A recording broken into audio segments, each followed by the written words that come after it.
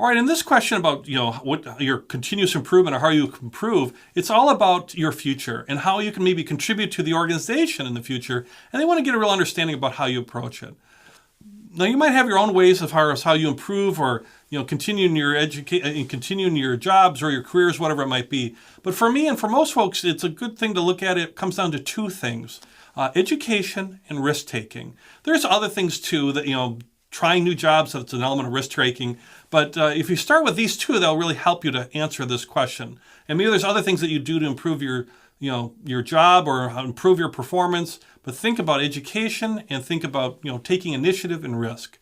So, for example, from education, you could talk about different classes that you've taken or taking advantage of different company programs and then implementing the things that you've learned. From taking a risk, maybe it's signing up for new projects or taking a risk as far as public speaking or a new skill.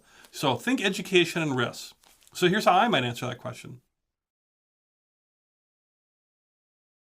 Well, one thing I do to really improve in my career is I'm constantly educating myself. I read a lot. I read every night, and I really read a lot of nonfiction, things around things like leadership, management, education, all those things to educate myself and to really help teams and help others. That's what I do. So I really believe in education. I also take online classes and occasionally take a full regular classroom classes too. And it's all about how can I improve as an individual so I can really help my organization and help the teams that I work with, particularly around areas such as leadership.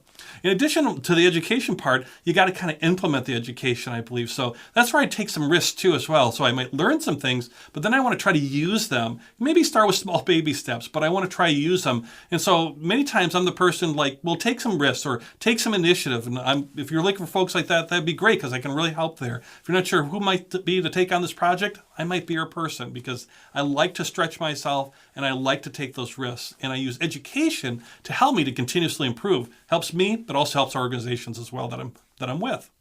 Okay, so you see I worked in both education and risk-taking, a little bit of initiative in there too.